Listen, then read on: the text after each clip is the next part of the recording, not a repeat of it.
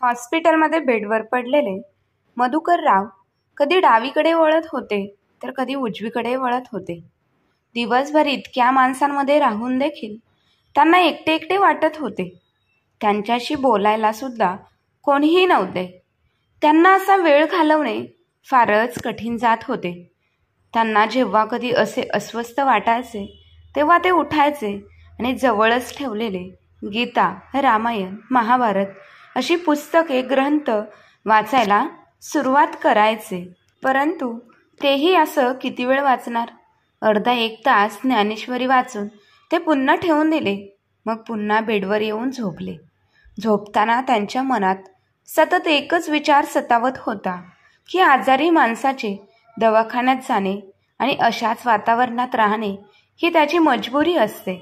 परंतु देवाच्या कृपेने मला तर असा कोणताही आजार नाही, पण तरीही माझ्या नशिबामुळे मला इथे दवाखान्यातच राहावे लागत आहे.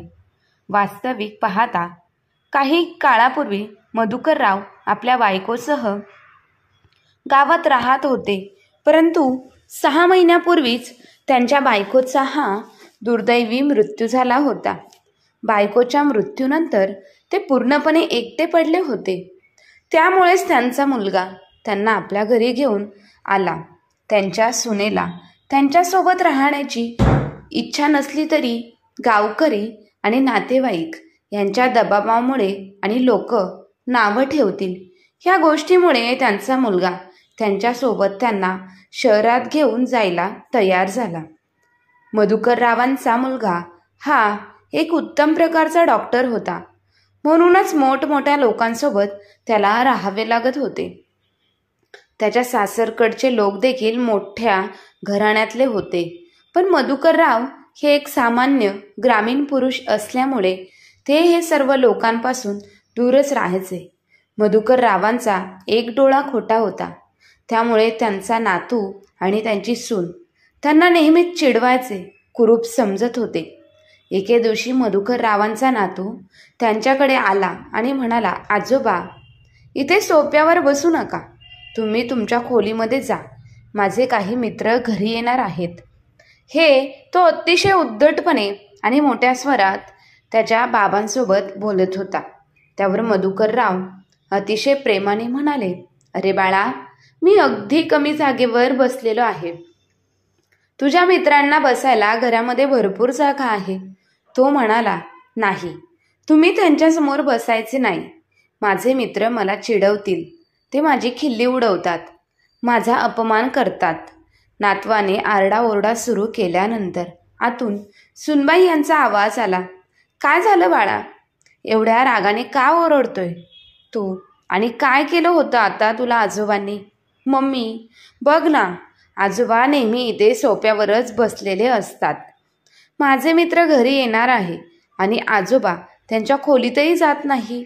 त्यावर मधुकरराव यांची सून त्यांना म्हणाली, बाबा, तुम्ही तुमच्या खोलीमध्ये का बसत नाही?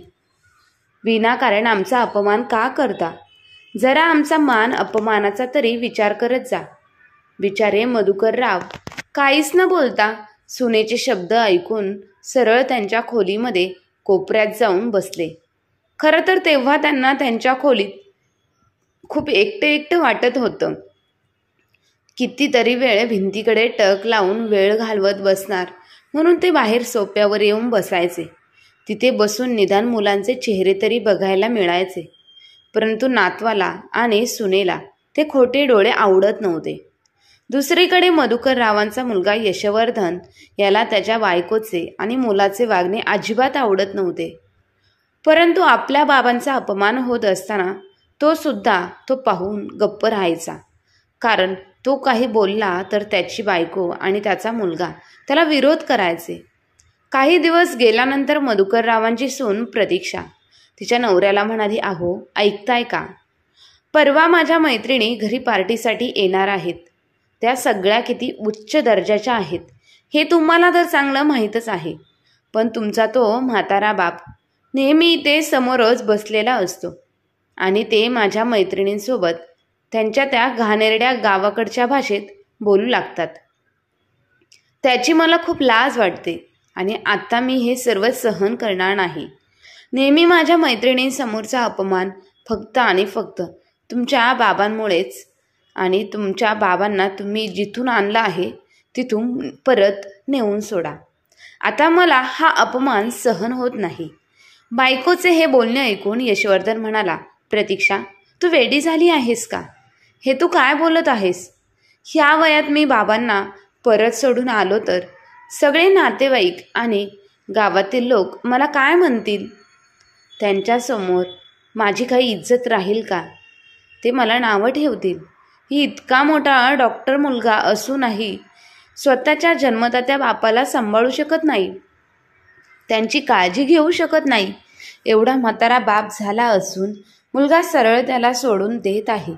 अगं, लोक मला काय म्हणतील? पण प्रतीक्षा मात्र तिच्या नवऱ्याच्या तिच्या बोलण्यावरती ठाम होती. तिने आपल्या नवऱ्याला स्पष्ट शब्दात सांगितले होते, एक तर तुमच्या बापाला गावी नेऊन सोडा, नाहीतर त्यांना वृद्धाश्रमात नेऊन सोडा. पण आता मी त्यांना माझ्या घरात एक क्षणही राहू देणार नाही. हे ऐकून बिचारा यशवर्धन काळजीत पडला. एवढा डॉक्टर असून देखील त्याला प्रत्येक वेळी त्याच्या बायकोचं ऐकावं लागत असायचं. त्याला त्याच्या वडिलांनाही सोडायचं नव्हते आणि दुसरीकडे त्याची बायकोही काही ऐकून घ्यायला तयार नव्हती. तो बिचारा विचार करत होता की अचानक त्याच्या चेहऱ्यावर हसू उमटले. डॉक्टर मुलाने ह्या समस्येवरती एक नवीन उपाय शोधला, ज्यात सापही मरेल आणि काठीही तुटणार नाही. दुसऱ्या दिवशी त्याने त्याच्या वडिलांना त्यांच्या सामानासह त्याच्या हॉस्पिटलमध्ये शिफ्ट केले. मधुकरराव यांच्या मुलाच्या हॉस्पिटलमध्ये एक खाजगी वार्डमध्ये पोहोचले, किंवा असे म्हणा की त्यांना तिथे पोहोचवले गेले, कारण तेही त्यांच्या मुलासाठी आणि सुनेसाठी एका सामानासारखेच होते. कोणाच्या दुःख सुखाने त्यांना कोणालाही काही फरक पडत नव्हता. मधून वार्ड बॉय येऊन त्यांना खायला देऊन जात होता, त्यामुळे ते काही वेळ त्याच्यासोबत गप्पा गोष्टी करायचे. रुग्णांसाठी बनवलेले अन्न त्यांना अजिबात आवडत नव्हते, परंतु ते मुख बंद करून गप्पपणे ते अन्न गिळायचे. काही दिवस लोटले. तसेच हॉस्पिटलमध्ये सर्व खालचा वार्ड डेंग्यूच्या आजारामुळे भरून जाऊ लागले, पण तरी रुग्ण येतच राहिले. याची किंमत मधुकररावांनी मोजावी लागली. प्रतिदिनी 5,000 रुपयांचा खाजगी वार्ड वडिलांच्या प्रेमावर पडू लागला आणि डॉक्टर मुलाने वडिलांचा बेड जनरल वार्डमध्ये हलवला. मधुकररावांना सगळीकडे फक्त आणि फक्त रुग्णच दिसत होते. रुग्णांमध्ये राहून आता त्यांनाही स्वतःला आजारी समजू लागले होते. पण कालांतराने जनरल वार्डमध्ये देखील डेंग्यूच्या रुग्णांनी भरू लागला होता. तेव्हा मधुकररावांनी हॉस्पिटलच्या हॉलमध्ये बसवण्यात आले. हॉलमध्ये बसून आता त्यांना स्वतःची चिडचिड येऊ लागली. डोळ्यांमध्ये अश्रू होते, पोरे येत होतं, पण नजर गोठ्याच्या गाडी ठेवलेल्या भाकरीकडे होती. जेव्हा सर्व बायका गाडीमधून भाकरी टाकून निघून गेले, तेव्हा भुकेने व्याकुळ झालेले मधुकर गाडीच्या दिशेने निघाले. इकडे तिकडे पाहिलं तर जवळ कोणीच नव्हते. त्यांनी पटकन गाडीला हात घातला आणि जेवढे पण भाकरी हाताला लागतील तेवढे सगळे घेऊन त्याने सदऱ्याच्या आतमध्ये लपून ठेवले. ते पटकन घरी निघून आले. मोठा श्वास घेऊन ते आपल्या पलंगावरती बसले. मग ते आपल्या नशिबावरती रडायला लागले. त्यांनी त्यांच्या सदऱ्यामध्ये भाकरी लपून आणल्या होत्या, त्या काढल्या. भाकरी बाहेर काढताना त्यांना त्यांच्या डॉक्टर मुलाची प्रगती दिसायला लागली. मग विचार करू लागले की आजपर्यंत मी कधीच कुणाचे वाईट काहीच केले नाही. मग मला देवाने अशी शिक्षा का दिली की मला गायींची चोरून भाकरी खाण्यास भाग पडले. थोड्या वेळाने कुत्रा त्यांचा खर्च वाढवू लागला. त्यामुळे त्यांनी कोणताही लाज न बाळगता लोकांच्या घरातील भांडी घासण्यास सुरुवात केली. तसेच लोकांच्या लादी पुसणे, झाडू मारणे, कचरा गोळा करणे अशी बरीच छोटी मोठी कामे करायला सुरुवात केली. त्याला चांगले आयुष्य मिळावे म्हणून त्यांनी रात्रंदिवस काम करण्यासाठी सुरुवात केली. त्यांचा मुलगा यशवर्धन सुरुवातीपासूनच अभ्यासात खूप हुशार होता, त्यामुळे त्याला शिष्यवृत्ती मिळू लागली. आपल्या बुद्धिमत्तेच्या बळावर आणि आईवडिलांच्या मेहनतीच्या जोरावर डॉक्टरकीचा अभ्यास पूर्ण केला. जुन्या आठवणींमध्ये रमलेले मधुकरराव विचार करू लागले की याच मुलासाठी मी आयुष्यभर कष्ट केले का? एकदा त्याने वडिलांना प्रेमाने हाक मारली की त्यांच्या मनात आपुलकीची लहर येते. त्याला जगातील सर्व सुख देता यावे त्याकरिता नेहमी त्यांनी प्रयत्न केला. पण आज तोच मुलगा डॉक्टर झाला असताना त्याला त्याच्या म्हाताऱ्या बापाचं ओझं वाटू लागलं आहे. मधुकरराव मनातून खूप दुखावले होते. त्यांची सहनशक्ती जवळजवळ आता संपतच चालली होती. ते लगेच उठले आणि आपल्या मुलाकडे गेले आणि त्याला स्पष्ट शब्दात सांगितले की मी आता इथे राहू शकत नाही. तू मला गावाला नेऊन सोड, नाहीतर मी स्वतः गावाला निघून जातो. बाबा हॉस्पिटलमध्ये असल्याने यशवर्धन वैतागला होता, कारण दवाखान्यातील कर्मचारी देखील याविषयी निरनिराळ्या प्रकारे शांत आवाजात बोलत होते. आज बाबांनी स्वतः सांगितल्यावर यशवर्धनही बाबांना गावी सोडण्यास तयार झाला होता. दुसऱ्या दिवशी रविवार होता. बाबांना गावी सोडण्यासाठी सर्व तयारी करून यशवर्धन त्यांना आपल्या गाडीत घेऊन गावाकडे निघाला. मधुकरराव आणि त्यांच्या डॉक्टर मुलांशी गावी जोरदार स्वागत झाले. 6 महिने बंद असलेल्या जुन्या घराच्या साफसफाईचे काम शेजाऱ्यांनी केले. समोरच्या घरातून जानकी काकू ते आल्याची बातमी समजताच त्यांनी 2 ग्लास चहासोबत नाश्ताही आणला. मधुकरराव येण्याचे कारण सर्वांना जाणून घ्यायचे होते. यशवर्धन आपुलकी दाखवत म्हणाला की बाबा गावच्या सगळ्या लोकांची खूप आठवण काढत होते. त्यांना खूप आठवण येत होती, म्हणून ते जरा उदास राहत होते. 2-4 महिने गावी राहिले तर हवा पाणी बदलेल असा विचार करून मीही बाबांना इथे घेऊन आलेलो आहे, असे बोलून यशवर्धनने खरी गोष्ट लपवण्याचा खूप प्रयत्न केला. पण जानकी काकूंनी त्या क्षणी खरा प्रकार समजला होता आणि ते म्हणाले, तुझ्या गरीब बापाने त्यांचे संपूर्ण आयुष्य खूप दुःखात घालवलेले आहे, तेव्हा बापाला विसरू नकोस, त्यांना कधीही दुखवू नकोस. यशवर्धन म्हणाला, हे तुम्ही काय बोलत आहात काकी? बाबांना कसं विसरेल मी? शेवटी ह्या जगात दुसरे मला कोण आहे? मी माझ्या बाबांची सेवा करण्यात कोणतीही कसर सोडणार नाही, कारण माझे आईचे छत्र लवकर माझ्याकडून हरपून देवाने घेतलं आहे. राहिले ते फक्त बाबा, आणि बाबांना मी कसे एकट्यांना सोडेल? जात राहण्याचं आश्वासन देऊन त्याने 20,000 रुपये त्यांच्या बाबांच्या हातामध्ये दिले आणि बाबांना म्हणाला, बाबा मला वाटते एवढे पैसे तुमच्या खर्चासाठी पुरेसे असतील. मी दर महिन्याला तुम्हाला भेटायला येत जाईल, तेव्हा तुम्हाला खर्चासाठी मी पैसेही देईल. एवढे बोलून त्यांचा मुलगा डॉक्टर यशवर्धन पुन्हा शहराच्या दिशेने निघून गेला. म्हातारे बाबा मधुकरराव हे गावात एकटेच पडले. शेजाऱ्यांकडून काही घरगुती वस्तू मागवल्या, पण महागाई इतकी वाढली होती की खूप प्रयत्न करून देखील भाजीपाला आणि दुधासाठी फक्त 2 ते 3 हजार रुपये वाचलेत. विचार करू लागले की रोज कडधान्य खाण्याची गरज नाही.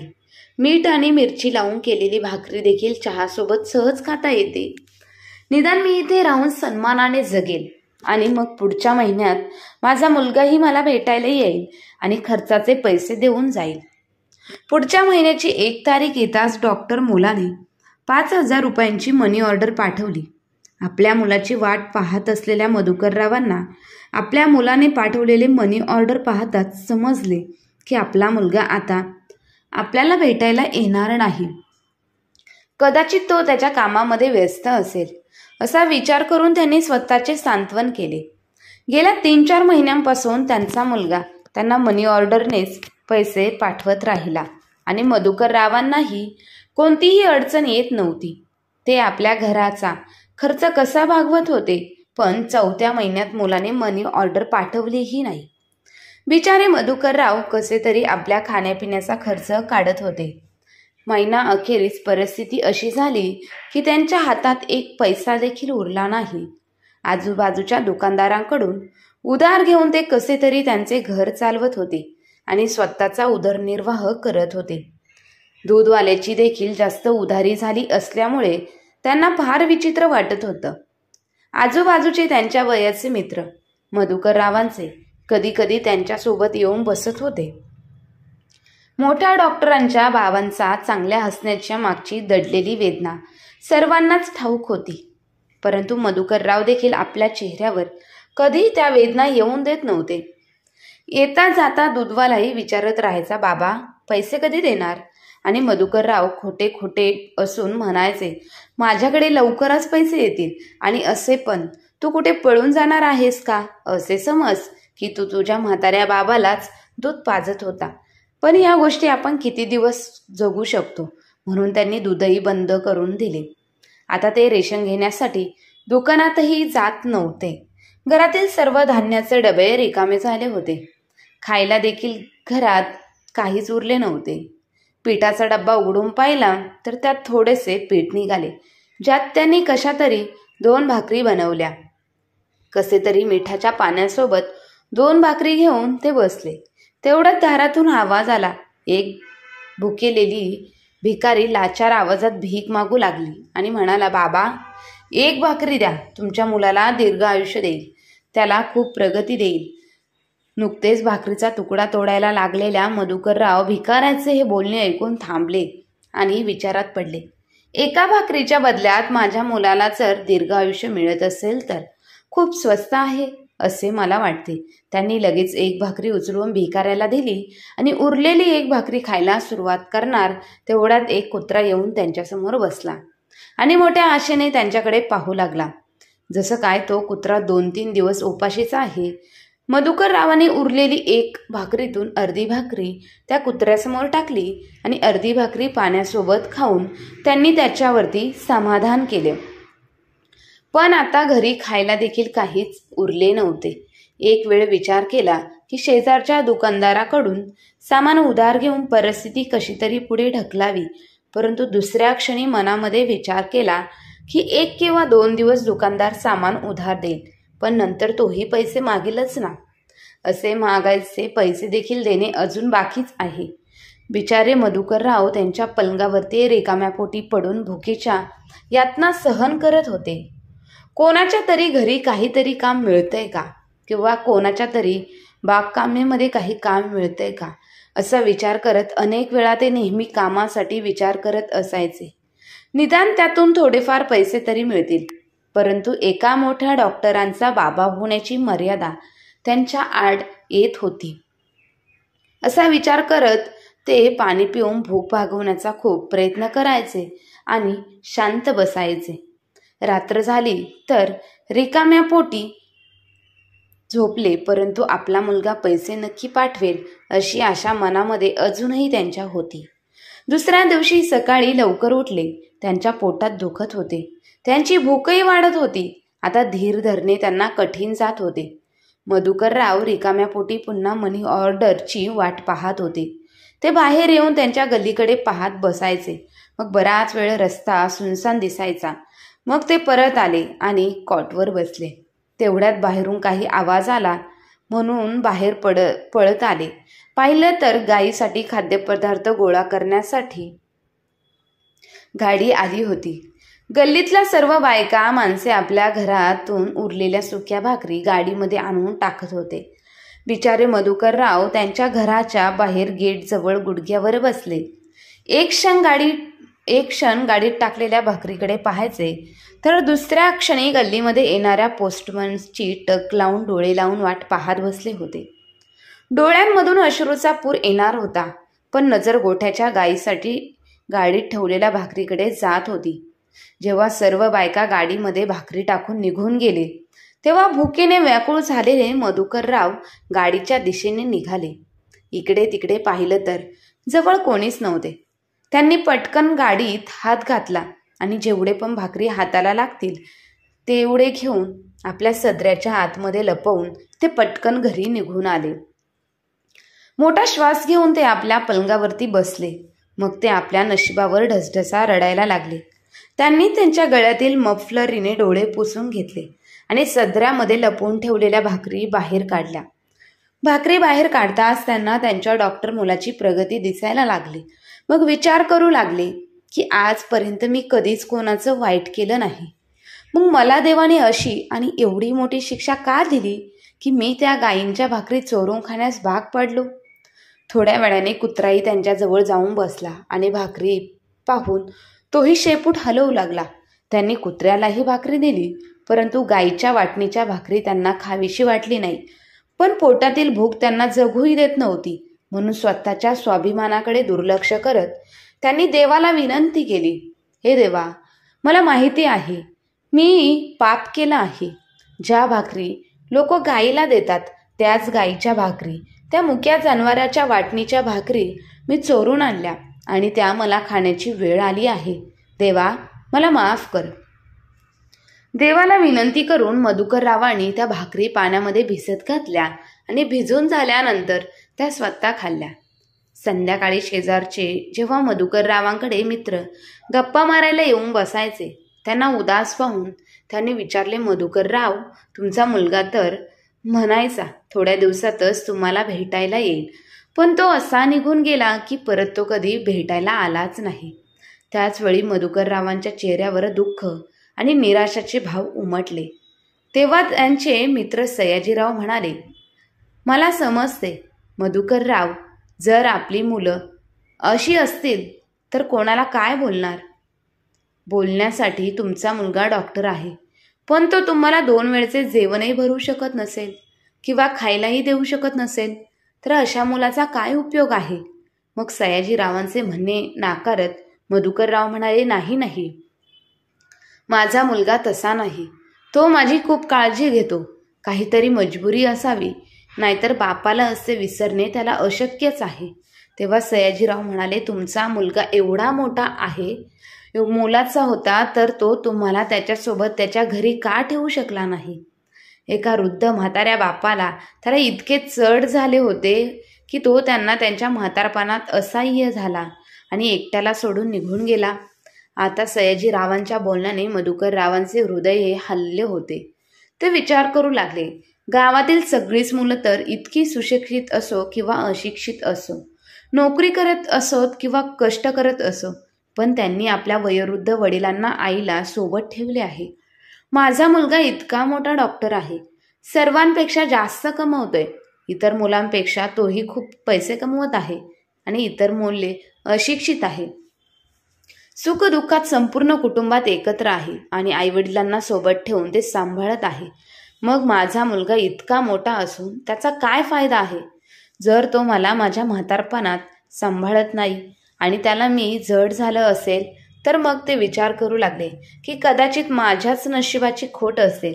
मग बसताना त्यांच्या मनात एक विचार आला की आता किती दिवस मी माझ्या डॉक्टर मुलाच्या नावाने पायात बेड्या घालून बसणार आहे.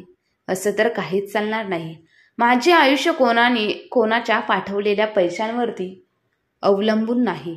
अजून सध्या तरी माझे हातपाय चालू शकत आहे, पण मी एवढंही असहाय्य झालो आहे की मी उपाशी राहू शकेल असा विचार करून मधुकरराव पूर्ण आत्मविश्वासाने उठले. आपल्या खोलीकडे गेले आणि खोलीत जाऊन आपल्या जुन्या पेटीकडे पाहिले. पेटीवर खूप धूळ होती. धूळ पुसून पेटीचे कुलूप उघडले. पेटीच्या वरच्या बाजूला सोनेरी म्हणजे एक चमकणारी सुंदर चैन दिसली. मधुकरराव आणि ती कधीतरी चैन घालत असायचे आणि ती चैन त्यांच्या बायकोने त्यांना लग्न वाढदिवसाच्या दिवशी गिफ्ट केली होती आणि त्यांना सांगितलं होतं की जेव्हा जेव्हा माझी आठवण येईल, मी नसताना तेव्हा तेव्हा चैन तुम्हाला माझी आठवण करून देईल. मग काहीतरी विचार करून त्यांनी पेटीतून एक एक करून सर्व सामान बाहेर काढायला सुरुवात केली. तेव्हा पेटीच्या आत एका कोपऱ्यात छोटंसं लाल रंगाचं पाकिट सापडलं.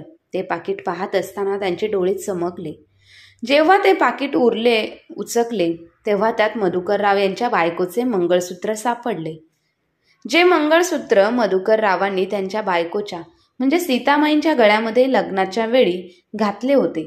मधुकररावांनी ते मंगळसूत्र पाहताच आपल्या छातीशी घट्ट मिठीत घेतले. ते मंगळसूत्र त्यांनी त्यांच्या स्वतःच्या कष्टाने त्यांच्या बायकोसाठी बनवलेले होते.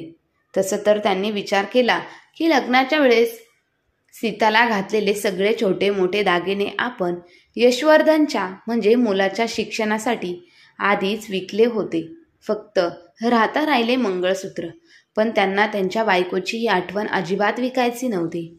डोळ्यात अश्रू आणून मधुकरराव आपल्या स्वतःच्या कष्टाने स्वतःच्या हाताने बायकोच्या गळ्यात घातलेल्या त्या मंगळसूत्राकडे पाहत होते. आयुष्यामध्ये लाखो चढ उतार आले तरी मी हे मंगळसूत्र आजपर्यंत कधीच विकले नाही. पण आज परिस्थितीच अशी आली आहे की माझ्याकडे दुसरा कोणताही पर्याय मार्ग नाही. परंतु नाही, मी माझ्या सीतेची कोणतीही आठवण आणि प्रेम नष्ट करणार नाही. तर तिने मला आमच्या लग्न वाढदिवसाच्या दिवशी जी चैन सोन्याची गिफ्ट दिली होती ती मी मोडेल, परंतु हे मंगळसूत्र नाही. पण मला माहिती आहे तिचे प्रेम आणि आशीर्वाद सदैव माझ्या पाठीशी असतील. असे म्हणत त्यांनी डोळ्यामध्ये अश्रू पुसले आणि पेटीत पडलेल्या दुसऱ्या पाकिटामधून चांदीचे काही दागिने काढले. त्यांनी चांदीचे दागिने आणि ती सोन्याची चैन सदऱ्याच्या खिशामध्ये घातली आणि त्यांनी परत त्या पेटीला कुलूप लावून पेटीच्या कोपऱ्यामध्ये सरकून ठेवली आणि सोन्याचे दुकान गाठले आणि सोनाराकडे जाऊन दागिने दाखवले आणि मोठ्या आशेने त्यांनी सोनाराला विचारले, दादा, ह्या दागिन्यांची काय किंमत देणार? ती सोन्याची चैन पाहून अगदी बारकाईने सोनार म्हणाला, चैनीचे वजन तर चांगले आहे, परंतु मी चांदीच्या दागिन्यांसाठी जास्त पैसे देऊ शकणार नाही. तर ही बेरीज वजाबाकी करून त्याने त्यांच्या हातात 40,000 रुपये ठेवले. पैसे हातात येताच मधुकररावांनी मनामध्ये समाधान मानले. त्यांनी एक मोठा श्वास घेतला आणि ते घरी पोहोचले. काही किराणा सामान विकत आणले. आज बऱ्याच दिवसांनी मधुकरराव पोटभर जेवले होते. पोटात अन्न गेल्यावर त्यांना दुप्पट ऊर्जा मिळाली. त्यांनी मनाशी ठरवले की गाई आणि म्हशी विकत घेतल्यास आणि त्यांना सांभाळलं असं त्यांची दूध काढून विकून चांगले पैसे कमवता येतील. गाई पाळण्याचे काम मधुकररावांनी आधीच केले होते. त्यांना चाऱ्या देण्यापासून दूध काढण्यापर्यंत सर्व कामे शेतातील असल्यामुळे त्यांना चांगल्याच प्रकारे माहीत होते आणि येतही देखील होते. कोणताही विलंब न लावता त्यांनी मधुकररावांशी गावाच्या प्रमुखापर्यंत पोहोचले, जे गाई आणि म्हशींची खरेदी विक्री करत होते आणि चांगल्या जातीच्या गाई प्रमुखाकडून गाय विकत घेतली. घरी पोचल्यावर गायीसाठी जागा करून दिली.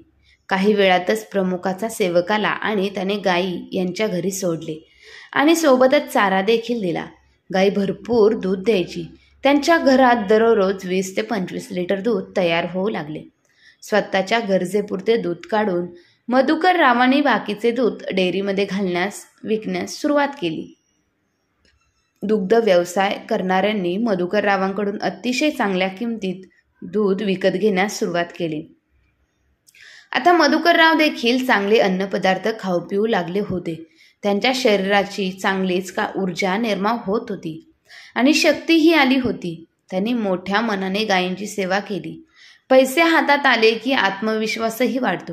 आता त्यांनी म्हैस पण विकत घेतली होती आणि सोबतच काही शेळ्यासुद्धा विकत घेतल्या होत्या आणि मदतीसाठी एक नोकरही ठेवला होता.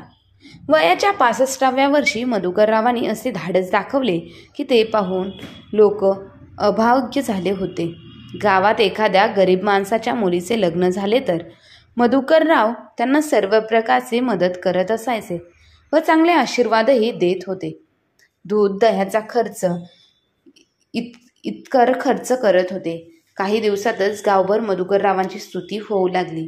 गावातले सगळे लोक त्यांचा आदर करू लागले. तर दुसरीकडे शहरात त्यांचा मुलगा हा यशवर्धन बापाला विसरला होता.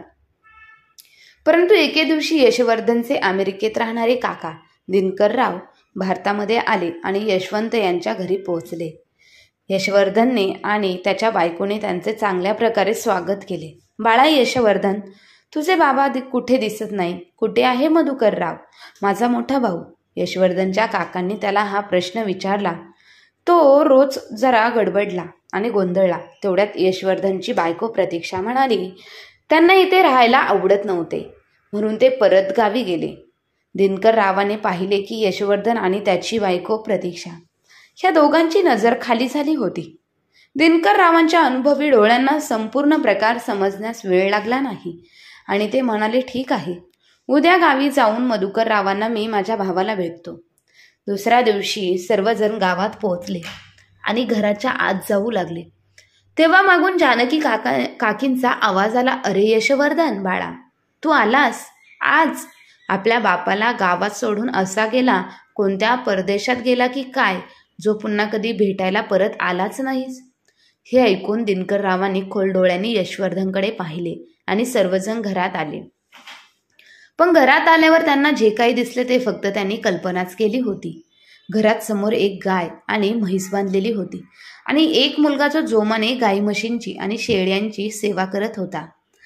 त्याला काही विचारण्याच्या आधीच मधुकरराव बादली घेऊन गाईचे दूध काढण्यासाठी बाहेर आले होते. तेवढ्यात यशवर्धन आपल्या वडिलांच्या पाया पडून जोरजोरात रडू लागला. तेव्हा दिनकरराव म्हणाले, वा बेटा, तू तर तुझ्या आई वडिलांचे नाव खूपच मोठे केले आहेस. तू असताना तुझ्या बाबाला हे दिवस पाहावे लागतील असा कधी मी विचार देखील केला नव्हता. तेव्हा मधुकरराव म्हणाले, नाही नाही काका, यामध्ये यशवर्धनचा काहीच दोष नाही. तर दिनकरराव म्हणाले, दादा, मला सर्व काही माहिती आहे. मग प्रतीक्षाकडे पाहून ते म्हणाले, काय सुनबाई, तुला तुझ्या सासऱ्यांचा कुरूपपणा आवडला नाही ना, त्यामुळेच तुम्ही त्यांच्याशी कोणाशी ओळख न करून देता लाज वाटत होती. दिनकररावांचे हे शब्द ऐकून प्रतीक्षा थोडी निशब्द झाली. मग यशवर्धनकडे पाहून दिनकरराव म्हणाले, आज मी तुम्हाला एक रहस्य सांगणार आहे. जे रहस्य मधुकररावा त्यांना काही सांगू नकोस असे सांगू लागले. तेव्हा दिनकरराव म्हणाले, नाही दादा, हे सांगणे खूप महत्त्वाचे आहे. यशवर्धन, तू लहान असताना तुझे बाबा शेती करत असायचे. त्यावेळी ते धान्याचे पोते टाचत होते आणि धान्याचे पोते टाचत असताना तू त्यांच्या हातातून टाचणी काढून घेतली आणि बाबांच्या डोळ्यावरती मारली. त्यामुळेच तुझ्या बाबांची ही अवस्था झाली आहे. हे ऐकून यशवर्धन आणि त्याच्या बायकोच्या पायाखालची जमीन सरकली. पश्चातापाने भरलेल्या यशवर्धनने बाबांच्या पायाला मिठी मारली आणि जोरजोरात रडू लागला आणि म्हणाला, बाबा, मला माफ करा. मधुकररावांनी आपल्या मुलाला उचलले आणि आपल्या छातीशी लावून मिठी मारली. त्यांची सून आणि नातू त्यांच्या पाया पडून माफी मागू लागले आणि म्हणाले, आजपासून तुम्ही आमच्यासोबत राहणार आहेत. आजोबा, तुम्हाला हे सर्व काम करण्याची काहीच गरज नाही. मधुकररावांच्या प्रेमळ हृदयाने सर्वांना क्षमा केले. मात्र त्यांनी मुलाला आणि सुनेसोबत राहण्याला जाण्यासाठी स्पष्ट नकार दिला.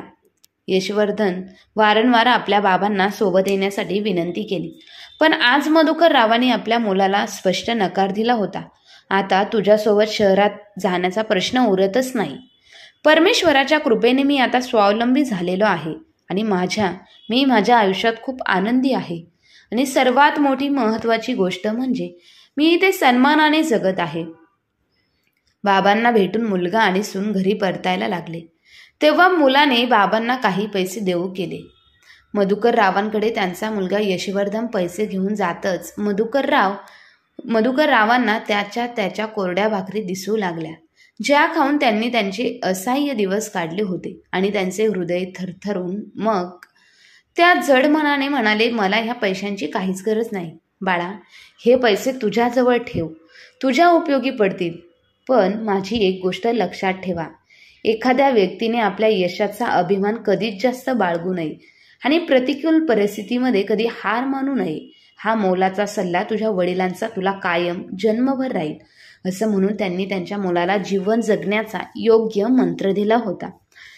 तर मग मित्र आणि मैत्रिणींनो, ज्या वडिलांनी स्वतःच्याच मुलाला डॉक्टर बनवले, परंतु तो मुलगा स्वतःच्याच वडिलांचं कष्ट विसरून गेला आणि वडिलांना सांभाळण्यासाठी स्पष्ट नकार दिला, तरी देखील वडिलांनी माघार न घेता म्हातारपणामध्ये सुद्धा वयाच्या 65व्या वर्षी सुद्धा स्वतः अभिमानाने त्यांचे जीवन जगावं आणि इतर लोकांनी सुद्धा त्यांचा आदर्श घ्यावा असं जीवन मधुकररावांनी वयाच्या 65व्या वर्षी जगण्यासाठी सुरुवात केली होती.